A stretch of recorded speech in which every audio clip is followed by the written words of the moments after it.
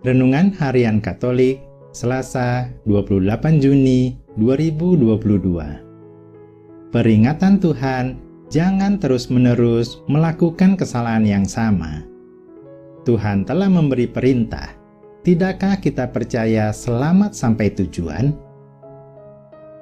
Bacaan pertama dari Nubuat Amos dan Injil Suci menurut Matius. Dimohon membaca dari kitab suci. Renungan bacaan pertama. Peringatan Tuhan, jangan terus-menerus melakukan kesalahan yang sama. Peringatan keras kepada bangsa Israel. Allah memilih secara khusus bangsa Israel dari segala kaum bangsa di muka bumi. Allah telah menuntun mereka keluar dari tanah Mesir.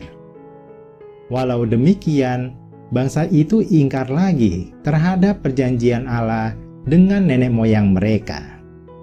Sebab itu, Allah akan menghukum mereka atas kesalahan-kesalahan yang banyak itu. Allah menyatakan keputusannya melalui perantara para nabi. Jika singa telah mengaum, siapakah yang tidak takut? Apalagi jika Allah telah bersabda, tidak ada seorang pun yang luput daripadanya. Allah telah mencungkir balikan kota Sodom dan Gomora. Tidakkah bangsa Israel belajar dari peristiwa itu? Bangsa Israel masih punya waktu untuk bersiap-siap bertemu dengan Allah Maha Kuasa ini. Mengapa orang terus-menerus melakukan kesalahan yang sama? Berikut alasan yang menyebabkan seseorang bisa melakukan kesalahan yang sama. Yang paling parah adalah denial, merasa tidak ada masalah, atau merasa tidak bersalah. Orang ini harus mendapat pencerahan dalam proses yang lama. Egois dan mementingkan keinginan duniawi. Tidak peduli caranya buruk, tidak peduli orang lain susah, yang penting keinginan saya tercapai, yang penting saya senang. Meremehkan masalah atau dampak dosa, dan bahwa ia bisa mengatasi masalah tersebut. Menguburkan masalah, menganggap tidak ada apa-apa. Melakukan pembenaran-pembenaran agar perasaan bersalahnya hilang. Malas, tidak mau belajar dari kesalahan, seperti keledai yang terus terperosok di lubang yang sama.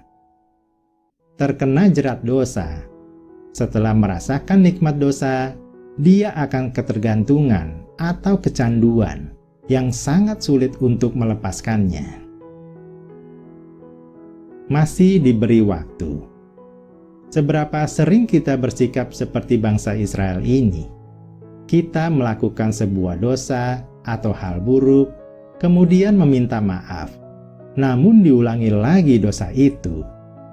Berdosa, minta maaf, berdosa lagi, minta maaf lagi, dan seterusnya. Adakah orang masih menaruh kepercayaannya kepada kita jika terus diingkari? Namun Tuhan terus memberi kita kesempatan untuk bertobat.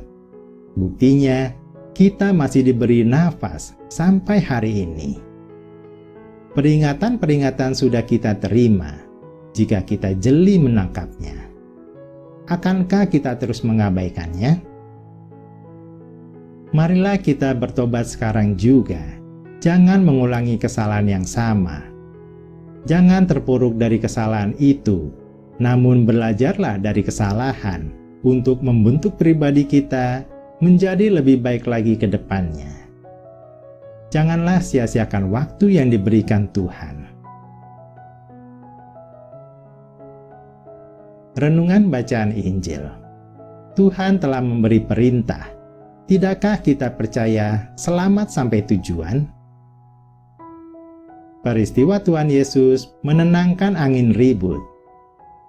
Ketika Yesus dan bersama murid-muridnya naik ke dalam perahu, di tengah danau mengamuklah angin ribut, sehingga perahu diombang-ambingkan gelombang. Hal ini menakutkan, bahkan bagi pelaut berpengalaman sekalipun, seperti murid-murid Yesus. Tetapi Yesus tidur. Murid-muridnya ketakutan dengan berkata, "Tuhan, tolonglah, kita binasa." Ketakutan mereka adalah sebagai tanda kurang percaya. Bukankah Tuhan yang memerintahkan perjalanan ke seberang ini? Sekalipun demikian, dengan menghampiri Dia di tengah bahaya besar, menunjukkan akar iman yang dapat dikembangkan. Lalu Yesus memerintahkan angin dan danau itu menjadi teduh sekali. Tuhan telah memberi perintah, tidakkah kita percaya? Kita sebagai pengikut Kristus telah mendapat banyak perintah darinya.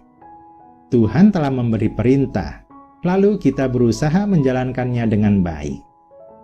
Jika tidak ada masalah, semua berjalan baik-baik saja.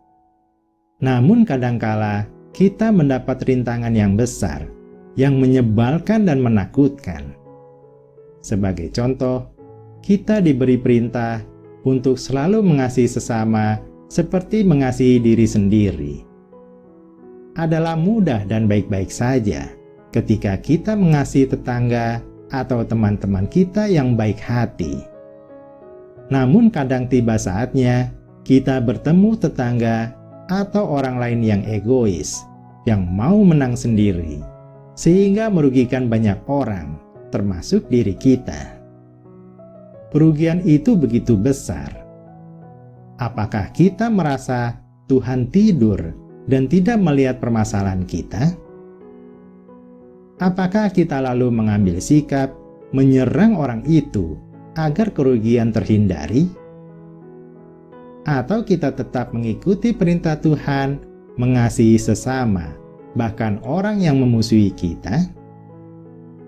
Tidakkah kita percaya kepada Tuhan bahwa Dialah yang menunjukkan jalan terbaik dan memberikan solusi terbaik untuk semua orang, jika kita tetap setia kepada perintah-Nya?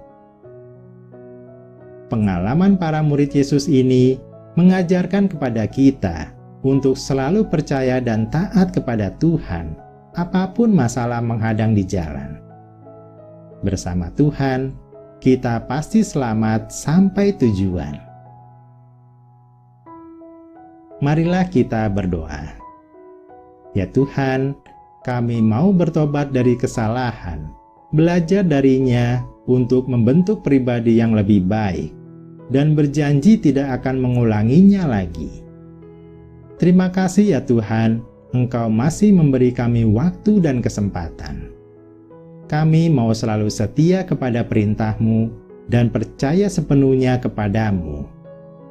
Kami percaya Engkau selalu membimbing dan melindungi kami dalam perjalanan hidup ini.